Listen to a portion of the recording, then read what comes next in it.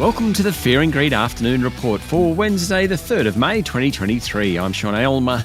Every afternoon, we've got the 5 stories that happened today that you need to know about. Story number 1, the S&P ASX 200 finished today down 1% to 7,107 points, led lower by the banks, iron ore stocks and energy companies. Fears about global growth and problems in the US banking system have well and truly hit the local market. Among the large caps, the Commonwealth Bank, National Australia Bank, Westpac and ANZ all closed down between 1.5% and 2%. The oil companies Woodside, Santos and Ampol all fell along with the price of crude, while concerns about growth in China pushed Fortescue Metals more than 4% lower. In corporate news, residential property developer AV Jennings said challenging trading conditions resulted in the company suffering a 50% drop in third quarter sales. That wasn't as bad as some had expected, and its share price actually jumped more than 3% today. And Ramsay Health Care reported an 11% jump in revenue for the 9 months to the end of March. Investors weren't impressed. Its share price tumbled 5%. Story number 2, retail sales jumped more than expected in March, but overall turnover for the first quarter of 2023 will detract from economic growth. Retail spending was flat over the 3 months to March at best, which is well below last year and lower than the long-run average. The Australian Bureau of Statistics data shows that consumers are spending more on services and proportionately less on goods. That's exactly what the Reserve Bank Governor Phil Lowe said he was worried about on Tuesday. Eating out spending was strong in March, up 1.5% over the month, and food spending was also 1% higher.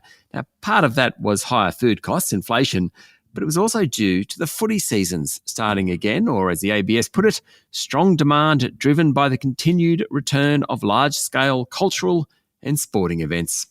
Story number 3 is related to story number 2. MCOR boss Ron Bellier today said consumer spending is winding back, resulting in an earnings downgrade for the packaging giant and a 9.5% drop in the company's share price. The cumulative effect of price rises across the country is slowing down spending. Delia said people are trading down or looking for more value-oriented options, such as buying a case of soft drinks rather than a single bottle at a convenience store. MCOR operates 220 factories in 43 countries, making bottles, plastic pouches, wrappers and containers for food, beverages and healthcare products. It's the largest consumer packaging company in the world. Its main listing is on the New York Stock Exchange, though it does have a secondary listing on the ASX. Story number 4. Reserve Bank Governor Philip Lowe has given a speech warning that Australia needs to improve productivity to bring down inflation. Labour productivity, which is output produced per hour of work, is the same as it was 3 years ago. If it doesn't improve, Lowe says, it will be hard to get inflation back to the Reserve Bank's target of 2 to 3%. Inflation is currently running around 7%. If you can increase output with the same level of inputs, there's more to go around, and that takes the heat out of price rises. It's the best way to improve living standards. Lowe also said yesterday's decision to lift interest rates was finely balanced. In story number 5, the Northern Territory government will allow fracking in the Beetaloo Basin, paving the way for the development of a world-class gas resource. The Chief Minister of the NT, Natasha Fyles, released the final implementation report into the scientific inquiry into hydraulic fracturing, which took 5 years. It builds on a scientific inquiry held in 2018, which concluded that risks posed by the energy industry in the Beetaloo Basin could be managed if its 135 recommendations were implemented.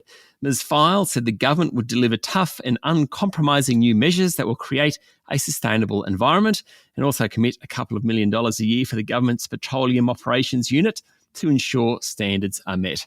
That's it for the afternoon report for Wednesday, the 3rd of May, 2023. Don't forget to hit follow on the podcast and find Fear and Greed on LinkedIn, Instagram, Twitter and Facebook. Join Michael Thompson and I tomorrow morning for the Fast 5 by Fear and Greed, the top 5 business stories you need to know in just 5 minutes. I'm Sean Aylmer.